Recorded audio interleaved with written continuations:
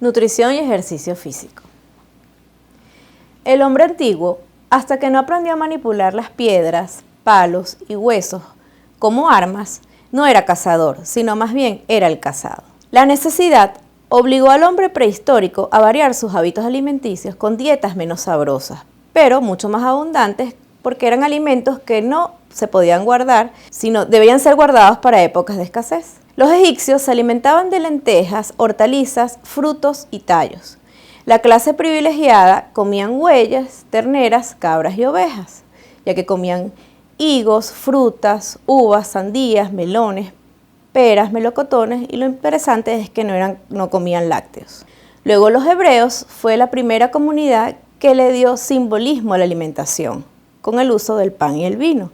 Como el agua tampoco era potable, tomaban leche cuajada y agria. Adicionalmente, también comían frutas y verduras, pero sobre todo la alimentación era basada en frutas, con melones, ajos, uvas, y fueron los primeros que utilizaron las uvas pasas. En las grandes fiestas y clases sociales utilizaban también carne de cordero, pero el vino era accesible a todas las clases sociales. Podían comer bueyes, terneras, cabras, cordero y pescados con escamas. Luego los griegos es la madre de la comida occidental, la cocina occidental que usan hoy día los chefs. Fueron los primeros que utilizaron las especies y el aceite de oliva para dar un sabor distinto a las comidas que hoy día conocemos.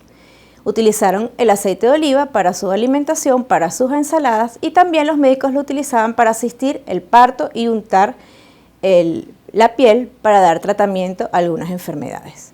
El orégano, el hinojo y el comino fueron protagonistas de esta alimentación.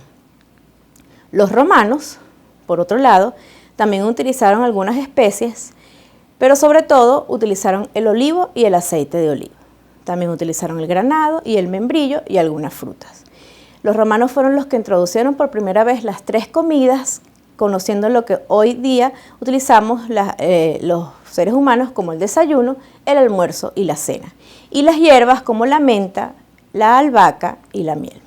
Como vemos, la alimentación en el ser humano ha evolucionado y está socialmente relacionada con nuestro comportamiento. Es decir, la alimentación está directamente relacionada con la actividad diaria que el ser humano realiza, tanto con su roce social, con sus fiestas, con su actividad familiar y con su actividad diaria, es decir, con el desarrollo de su trabajo. Lamentablemente, esto hoy día al ser humano le ha afectado, pues, el sedentarismo y la disminución de la actividad física ha hecho que el ser humano, de ser una persona que se mueve con la actividad física, hoy día cada vez utilizamos menos nuestro cuerpo para movilizarnos y utilizamos los carros, y la actividad física está de la mano con la tecnología. Esto ha hecho que la tecnología, que es mucho más fácil, la que tenemos accesible en nuestros hogares, los televisores, las computadoras, los iPads, los celulares, han hecho que cada vez nos movilicemos menos, estamos mucho más conectados, pero necesitamos menos salir de nuestra casa para poder hacer las actividades. Esto ha hecho que lamentablemente directamente se ha relacionado con nuestro índice de masa corporal y con nuestros problemas metabólicos. Ahora, hablando un poco de los diferentes grupos de riesgo o de seres humanos, vemos que, por ejemplo, los adolescentes es un factor de riesgo importante porque son un grupo de personas susceptibles. Los adolescentes tienen un periodo de aceleración global de crecimiento que tiene requerimientos nutricionales bien particulares. Como están en crecimiento, tienen un aumento del tejido graso subcutáneo, sobre todo en glúteos y muslos, que va de un 20 a un 28%. Sobre todo en las chicas tienen una susceptibilidad diferente a hormonas, y en los chicos pues tienen una acumulación de grasa diferente. El adolescente lamentablemente basa su alimentación en carbohidratos. El 23% ya se ha visto en varios trabajos que tiene un consumo muy alto de papas fritas. Vemos que hay muchas casas de comida rápidas que están a la mano y que son los favoritos de este grupo de personas. Tienen un inadecuado consumo de calcio, hierro y zinc, y con disminución de ácido fólico y vitaminas. Además, ellos, para mantener su peso adecuado, lo hacen gracias a reducción calórica extrema, y la masa ósea máxima se acumula durante la adolescencia. donde vemos que tienen un bombardeo importante de personas que siguen, que son sus líderes y que hacen reducción calórica extrema, lo que los hace susceptibles a tener trastornos alimenticios importantes. El sobrepeso es mucho más frecuente en los varones y ellos tienen una alta prevalencia de hipertrigliceridemia y dislipidemia, y lamentablemente son pocos los trastornos alimenticios que hacemos en este grupo de pacientes, porque muchas veces no consultan y muchas veces pasan desapercibidos.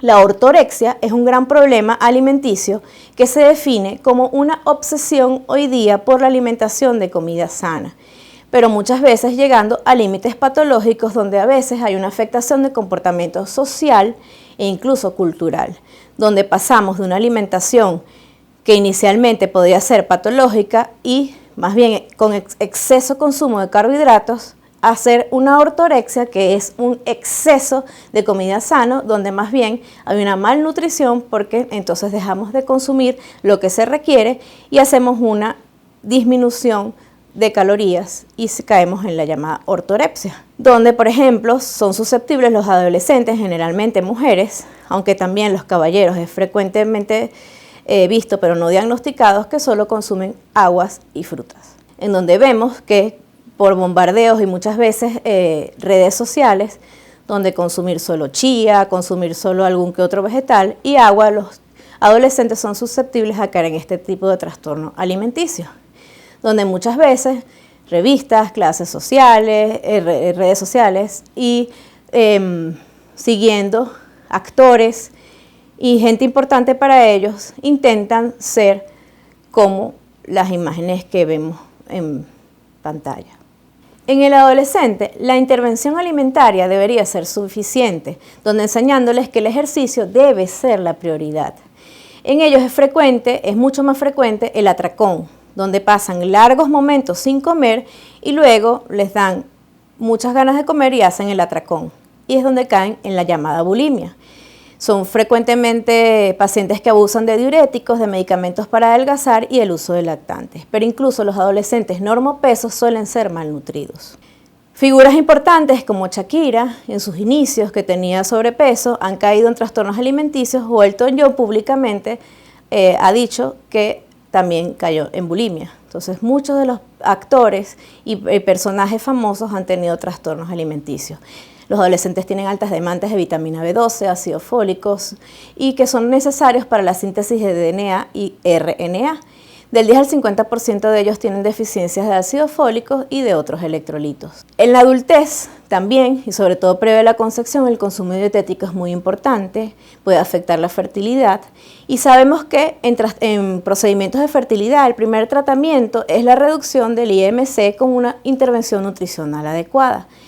Tanto la obesidad como la desnutrición afectan la salud sexual, y la malnutrición puede dar ciclos anovulatorios, tanto pueden afectar la calidad espermática en el caballero y el desarrollo sexual en la dama. Ya entrando en el adulto mayor, también sabemos que hay una pérdida progresiva de masa corporal magra, y de por sí el adulto mayor tiene cambios que pueden afectar su nutrición, dando susceptibilidad tanto a situaciones físicas y psíquicas.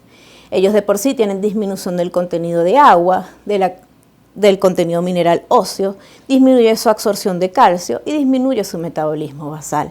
Tienen cambios en la tasa de filtración y hay un incremento de la glicemia basal a medida que pasa cada década de vida. También tienen alteraciones del gusto y del olfato, eso va con el envejecimiento. Tienen cambios en la dentadura, hay gastritis atrófica, lo que hace que su alimentación se ve afectada de manera natural.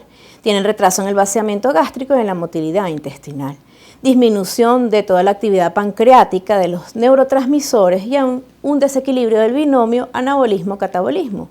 Esto hace que el adulto mayor tenga que tener unas consideraciones nutricionales diferentes. Tienen un requerimiento proteico distinto, pero bueno, siempre ha sido controversial si debemos darle una dieta normoproteica o hiperproteica, porque también su riñón puede verse afectado si tienen un aumento demasiado del consumo de proteínas.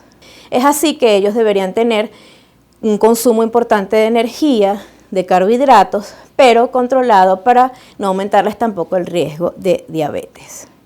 La composición corporal, ellos pueden tener sarcopenia progresiva, pero eso no quiere decir que no puedan hacer ejercicio, porque también pueden mantener un músculo sano y bien entrenado.